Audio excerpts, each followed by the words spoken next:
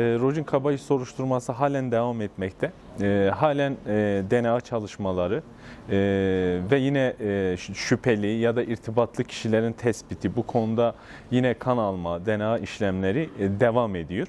Ama aynı zamanda sizlerin de bildiği üzere uzun süre önce de kamuoyuna yansıyan Rojin Kabayış'a ait telefonun İspanya'ya gönderilip çözümlemesi istenmişti.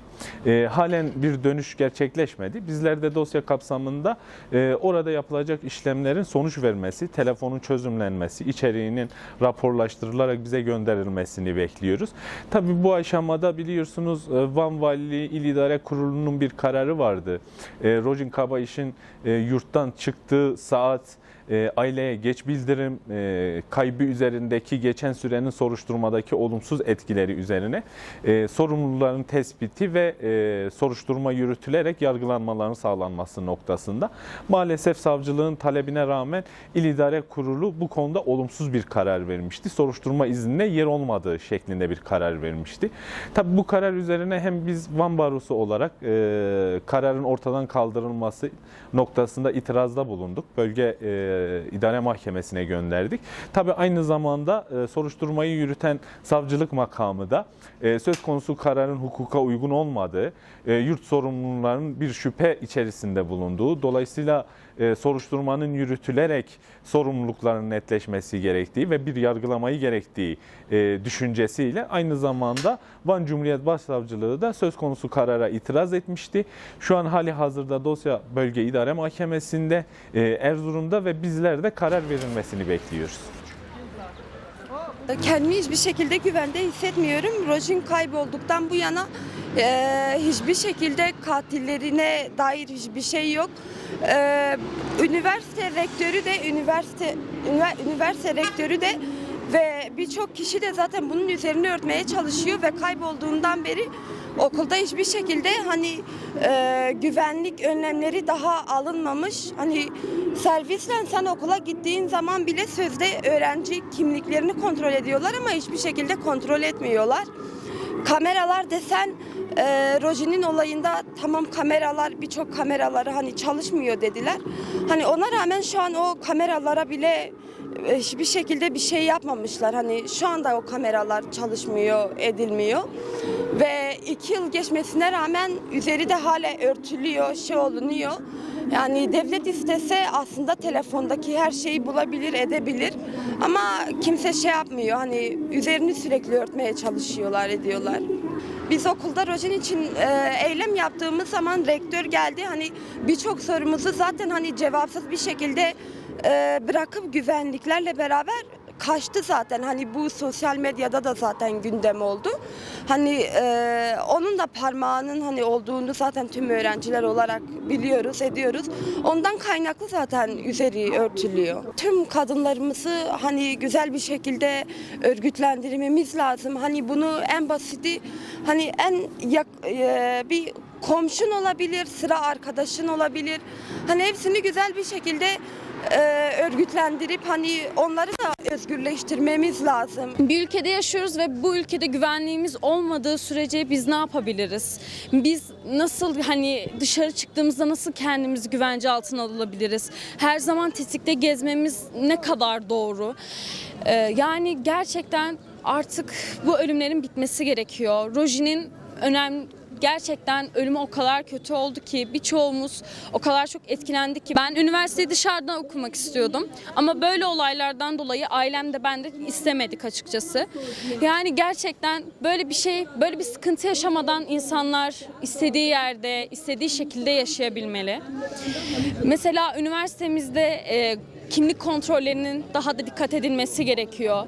Kimin nereden geldiği, ne yaptığı, orada ne için olduğu çok önemli. Burada biz okumaya gidiyoruz. Geçenlerde biliyorsunuz ki bir öğretmenimiz katledildi. Bu olayların bitmesi gerekiyor. O yüzden tabii ki de artık önlemlerin alınması gerekiyor. Aslında rektörün de bizimle birlikte durması gerekiyordu.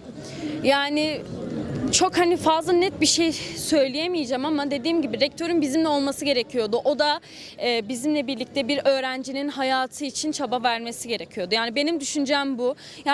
en azından biraz çabalayabilirdi. Bütün suçu onda bulmasam bile en azından çabalayabilirdi. Çünkü burada güvenlikçilerin de bir sorunu var. Güvenlikçilerin orada olması ve kimlik kontrolü yapması gerekiyordu. Yani her gelen önüne gelen, yani oraya girebiliyorsa yapacak bir şey yok. 18 gün boyunca kaybolan ve sonrasında cansız bedeni bulunan bir kadının şu an niçin öldüğü hala bilinmiyor. Üzerinde 3 DNA taşımasına rağmen DNA'ların kime ait olduğu, telefonun ne saatte nasıl kaybolduğu ya da daha doğrusu telefonundaki bilgilere dahil ulaşılmış değil. Yani ulaşıldıysa da bu kamuoyuyla paylaşılmamış. Bu noktada şunu söyleyebiliriz, yani söz konusu bir kadın olunca, söz konusu kadın cinayeti olunca bütün kurumların sessizleşmesi aslında hani şey olarak nitelendirmek gerekiyor. Kadına olan yaklaşımın, kadının aslında toplumdaki yerinin nerede olduğunu gösteren bir nokta. Buna bakmak gerekiyor. Çünkü Türkiye'de neredeyse haftada 1-2 kadın ölümüyle uyanan bir noktadayız.